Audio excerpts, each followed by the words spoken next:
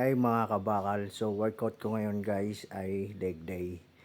So hindi ko nakuha na ng video pero yung inuna ko yung leg press. Tapos leg extension.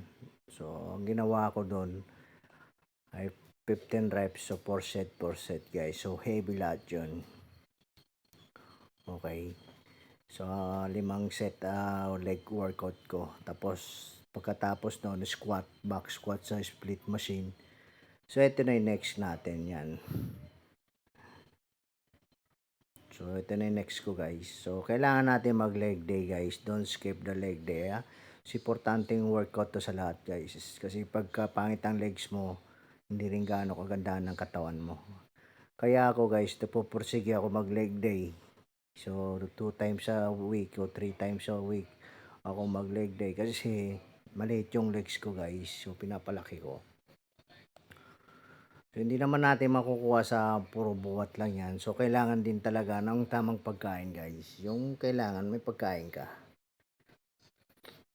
Okay, so ang ginawa ko dito, 4 set din ako. So, 15 reps guys. So, sa mga beginners natin guys, tandaan nyo pagka leg day kayo, okay na yung squat, leg extension, at saka yung leg press. So, huwag nyo tatanggalin. Tapos, dagdag nyo to para sa pull din yung glutes nyo at yung puwit nyo. At yung naka sumo squat. So, nilas ko yung sumo squat guys.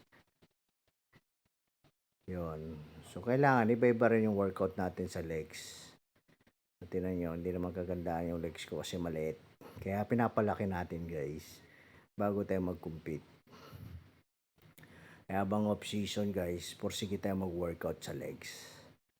So, yun lang guys ha. Importante guys, meron tayong natututunan kasi pag nagpapaturo kayo sa iba guys, sisingilin pa kayo ng bayad. Sa mga beginners naman, lalo sa followers natin guys, try nyo lang din.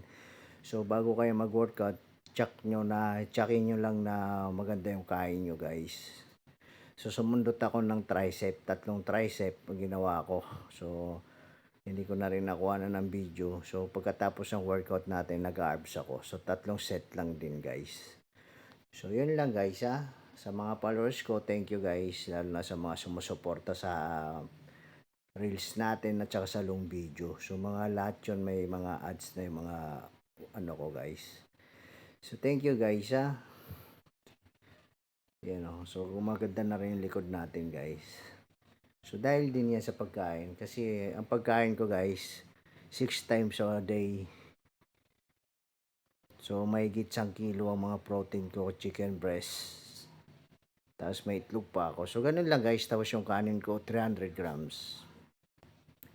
So, yun lang guys. Thank you sa lahat at maraming salamat lalo sa mga suporta. Okay? So, papalo na rin ako guys para meron tayong mga ads at yung mga madagdagan naman yung mga followers ko. Sa hindi pa nakapag-follow sa akin guys, please pa-follow naman. So, malaking tulong na rin sa akin yon. So, yun lang guys. Maraming salamat at ingat kayo.